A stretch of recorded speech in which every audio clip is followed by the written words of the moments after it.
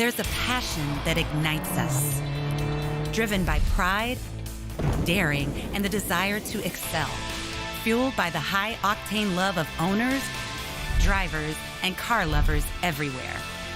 It's a calling for every man and woman to enjoy and live this lifestyle now. Welcome to Cars and Coffee Exposed.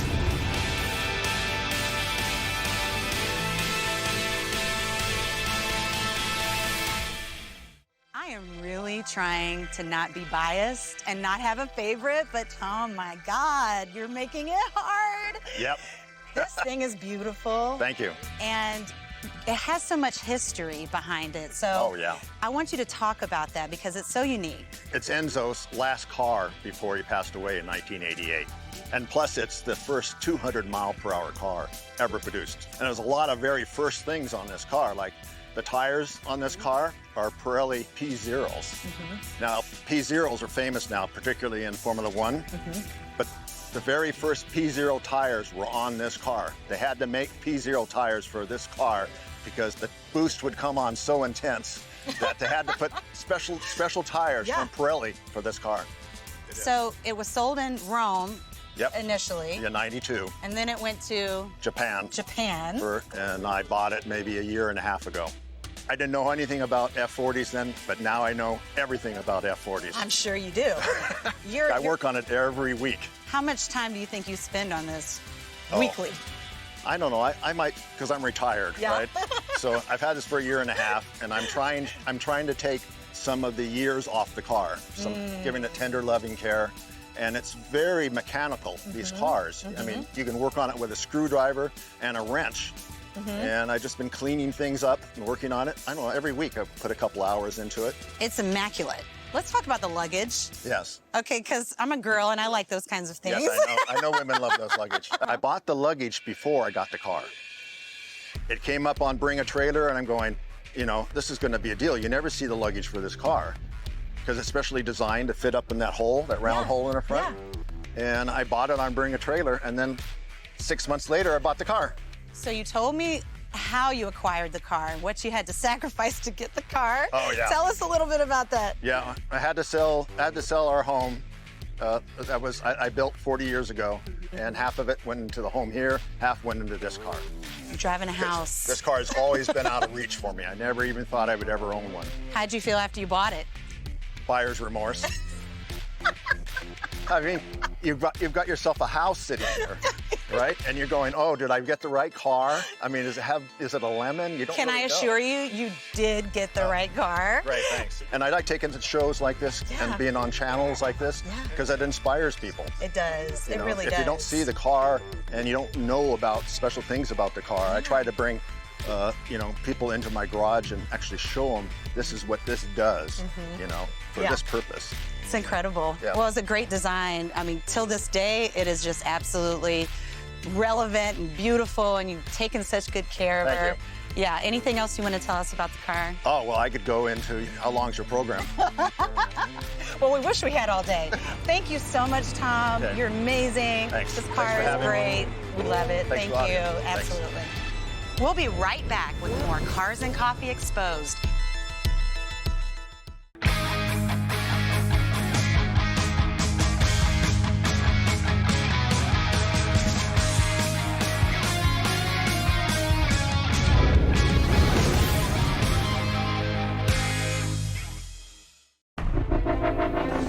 Your car is stolen.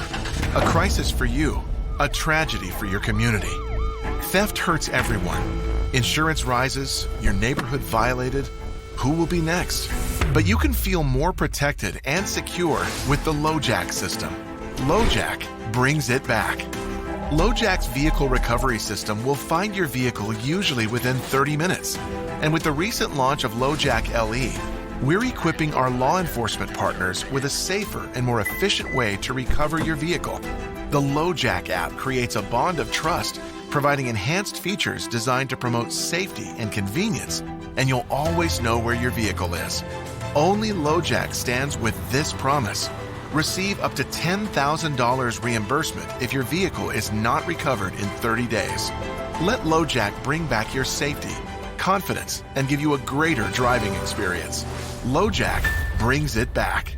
What is Urable? We are a business management system that helps create an exceptional customer experience and improves business operations. As a car enthusiast, you deserve the best, and Urable is the common denominator. With so many detail shops, endless brands of ceramic coatings, window tint, and paint protection film, it's hard to find the right shop for the job. Shops powered by Urable understand the care and quality that your investment requires. Avoid shops that are in the race to the bottom. If you want to identify the best providers in your area, make sure they're powered by Urable.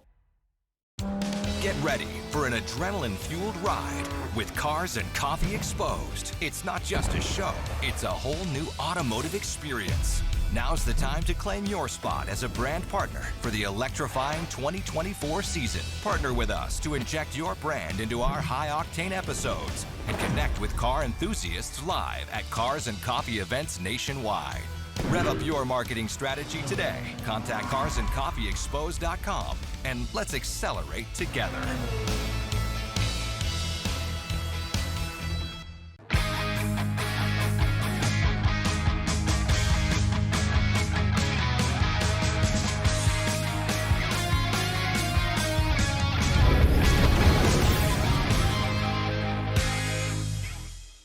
Sean Cunningham, Wellington, Florida. The 2014 Praga R1T. It's an LMP3 style circuit racing car. Well, I own an Indy car and I wanted a fast car, so I bought this. So this is 10 seconds a lap faster at Sebring than my Indy car. From the downforce, all the electronics, everything in it. Car has a Renault Formula 2 4-cylinder, 2-liter. It's 450 horsepower, turbocharged. Car weighs 1,305 pounds, has an air-shifted sequential box. Oh, it's simple. You open both doors, sit down on the car and swing your legs in and slide in. It's very easy. No Vaseline. Right in.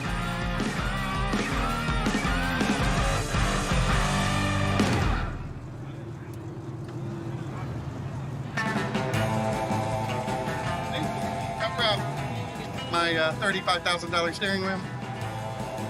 I have a 91 March Indy car, Buick powered, 700 horsepower, 1,350 pounds, and won the 93 championship. Last time this car ran Homestead, it lapped an LMP3 car in the race. So it's fast.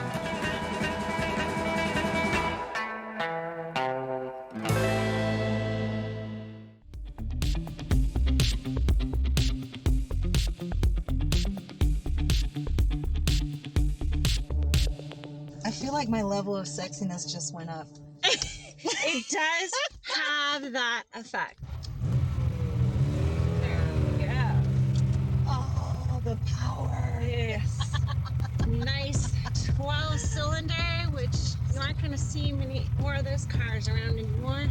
No. This is my first ride in a 12-cylinder. Yeah? Absolutely. And there's no power steering. Okay, right.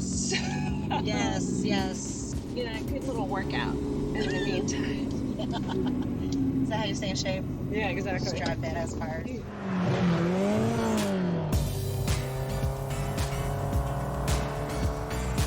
What do you love about driving this car? I just love these old cars because I can do, what are we doing, like 30? Yeah. But it's still so engaging. Yeah, it is. And right. there's just something about bonding with your car. You know, so. What's her name? This is Big Bird. Ah. Because we got another yellow Ferrari, which we're going to call Little Bird. I don't know. Super cheesy. But I definitely feel like with these newer cars, we are stepping away from the thrill of the ride. Aventadors, Huracans, new Ferraris, they're great. They're amazing feats of technology. But you're losing so much of the engagement. You know, talking about how a lot of people don't know how to drive stick shift. Oh man, these isn't days. that crazy?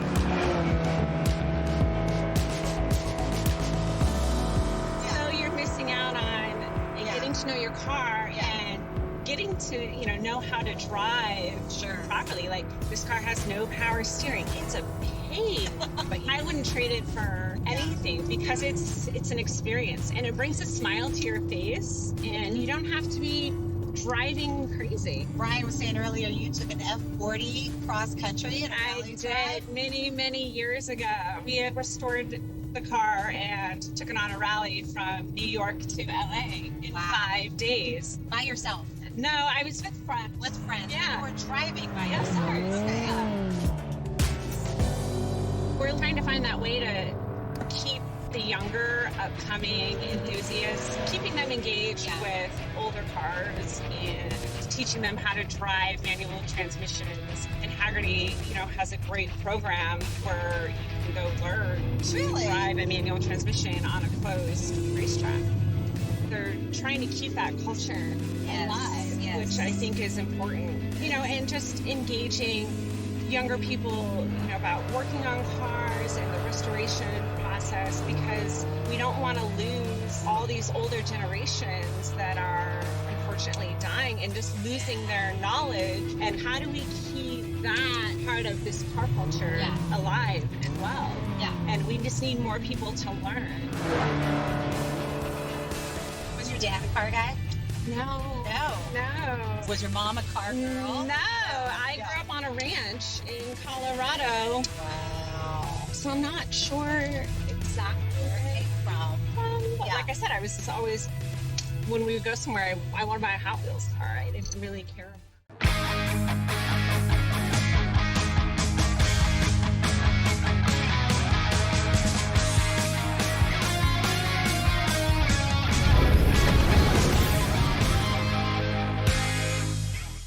Charlie, thank you so much for bringing not one, but two things of beauty here today. Yes. Talia, your beautiful girlfriend. And this car, of course, 2018 GTR. Yes. It's a beauty. Thank you. So tell us a little bit about the mods, because immediately that's where my eye went to. This spoiler, this body kit, tell us all about it. So it is a R package, so wider body, carbon fenders, which is standard, carbon drive shaft, so a little bit more progressive than the regular S model. And then Carbon Air did the package, and it's the only one in the US that has a Carbon Air wide body package on an R car. And then we brought to Dyno Comp, which is in Scottsdale. And Rich, he's done probably 6+ cars of mine. We did a 750 horsepower package on it. So now it sounds and is as fast as it looks. So it definitely makes some pops, bangs, and flames, and we want that. Yeah. It's gorgeous. So did you name the vehicle? So I'm not a name guy. I have bikes, cars, and everything, and I don't name. But Talia, did you? Yeah. Yes. Yeah. Hans. Hans. Tell me why Hans? We looked it up. It's a good name. Look like a Hans? Yeah. Talia, when you drive a car like this, what is it about? Is it about the speed, the performance? Is it about the sexiness of it?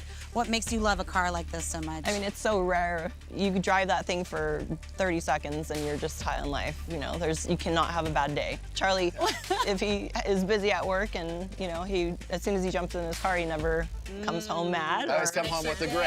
He's very happy, like a little kid. Did you know you always wanted this car, or how did you get it? So I was looking for another daily, and I was considering the Porsche GT3 RS, but tons of my friends have it. And after driving an R, I'm like, that's the car for a daily. It's just a little bit more luxury inside and not as raw. Is there anything else you want to tell the viewers about the car that you love? For us, it's more a passion. We do a lot of club drives. We're a member at Apex Motor Club, so we love going to the track and tracking our cars. And that's what it's all about for us, Street. It's all about having fun. It's all about having a having great time. Well, thank you so much for your time, Pleasure. Charlie. Yes, thank you. Talia, you're gorgeous. You make him look good. Yes. You make this car look good. Yes. Thanks so much, you guys. Thank you, our pleasure. We'll be right back with more Cars and Coffee Exposed.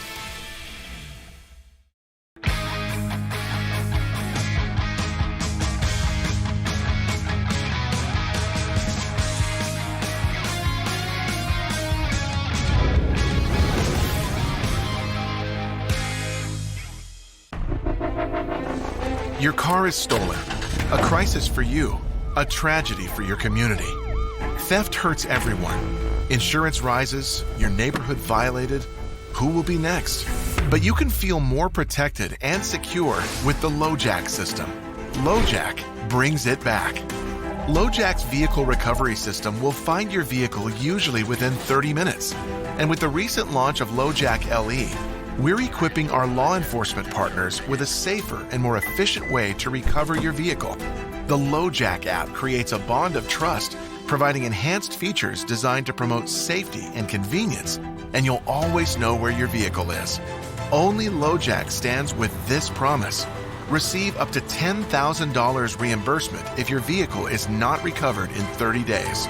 Let Lowjack bring back your safety, confidence, and give you a greater driving experience. Lowjack brings it back. What is Urable? We are a business management system that helps create an exceptional customer experience and improves business operations. As a car enthusiast, you deserve the best, and Urable is the common denominator. With so many detail shops, endless brands of ceramic coatings, window tint, and paint protection film, it's hard to find the right shop for the job. Shops powered by Urable understand the care and quality that your investment requires. Avoid shops that are in the race to the bottom. If you want to identify the best providers in your area, make sure they're powered by Urable.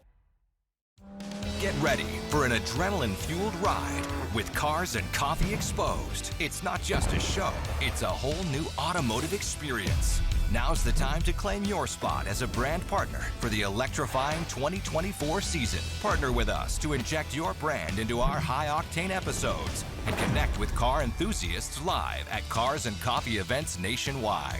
Rev up your marketing strategy today. Contact carsandcoffeeexposed.com and let's accelerate together. Meet Jordan Sawalka.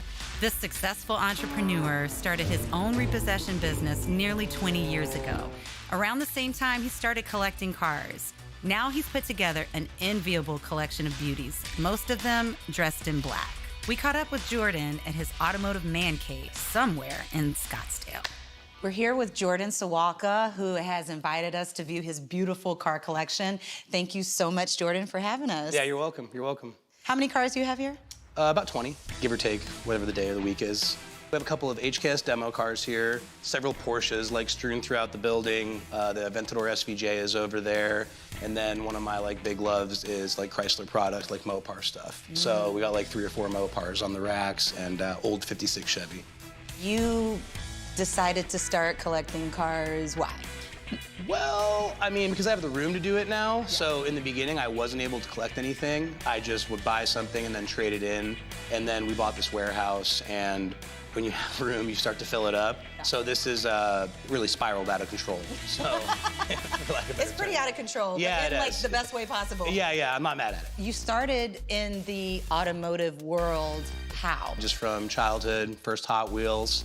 That 50 cents is the most expensive addiction that we'll ever create later in life. So yeah, then started a tow company and just started buying stuff that I loved when I was a kid and I couldn't afford. Throughout your collection, you have different cars for different experiences. Tell us about some of the other cars in your collection and kind of how you acquired them. I like everything, and I think when people get into maybe even collecting cars, they start to maybe only go after what's expensive, and I think that just kind of sucks. I think that there are so many cool cars for different reasons, and the Dodge Neon SRT4, it's a Dodge Neon, it was $17,000 brand new. That's one of the most important cars in here, because I just love that car so much. So if you get outside of being obsessed with price or status, there are some really, really cool cars that you can drive and own, and they're very obtainable, and I've just always loved that about cars. There's just something different for every day of the week. What sparked your love of cars? My neighbor Ray was an old hot rodder, and he had a 1956 Chevy, just like the one that's up there, and he had all black cars. So he always told me that you can tell if people take care of their car, but you can really tell if people take care of their car when they're black. And he was a retired FDNY, and I rode my bike home every day from school, and I'd go to his house for 2 hours and watch him restore his cars, his old 56. And the cool part about that car back there is that it has the same exact engine that was in his car. So it's a 427 big block, and he sold it to me about 4 years ago when we restored that car. So the dream car that I had when I was a kid, I have so fortunate enough to have the engine out of it, and it's just one of the coolest things in here to me. You built a business, you work so hard as business owners do, and you finally get that one car that you're like, I've made it, I'm buying this car. Yeah. So what's that car? It's an Aventador SVJ. I always loved vertical door Lamborghinis. When I was a kid, the Diablo and the Countach was the poster car in my room. What's so special about this car? There's a lot of things, but it's just such an extreme Lamborghini, and it was the last flagship model like Lamborghini, the SVJ, before we start to move into more of a hybrid future. I think it's really cool that it's just the last super, super raw Lamborghini. So I'm super excited because I hear we're going for a ride. We are. We're gonna take the SVJ out today. Can we do that right now? Absolutely, absolutely. Okay, let's go.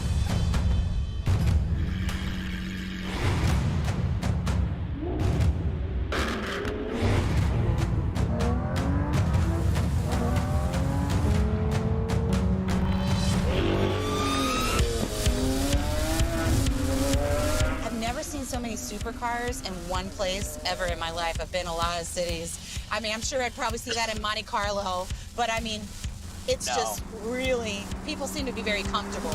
It's pretty safe, pretty chill. Yeah. You know, for now, I hope it stays that way, but I love it out here, man. I've been here my whole life. You said it's your first Lambo. First V12, like the first door up Lambo. Yeah, and you think this is the last of the V12s, huh? It is. So the new Revolto is, I'm sure I'm saying that wrong. Pardon me, Lamborghini. Pardon me, Lamborghini gods. It's going to be a V12 hybrid assist. But this is going to be the last naturally aspirated wild Lamborghini that they built. So this is an SVJ, and that was the highest trim level at the time for this car. So yeah, this is kind of the last of them all. This is what you wanted. You always wanted this car. So when I was a kid, I think like we all, like in my case with my age, the Countach and the Diablo were the cars on the wall, the poster cars. You know, the vertical door Lamborghinis. Yeah. And those were awesome cars, but obviously they're out of production. So at this point, I was able to get this at like this age in my life. Yeah. And I think this is gnarly. I mean, I do a lot of interiors, so I was just noticing all the details and the Alcantara. Thank you so much. Carbon fiber, of course, all that's to make it light and fast. It is. How fast is it? So this car, like max top speed is about 210 miles an hour.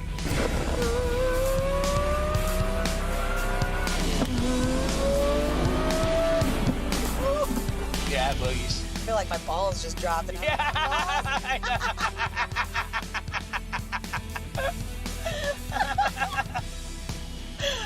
Oh my God.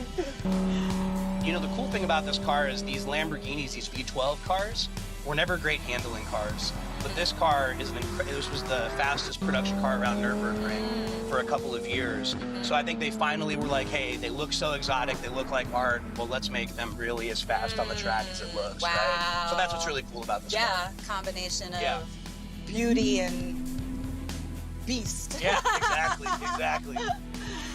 So how fast have you gotten it up to?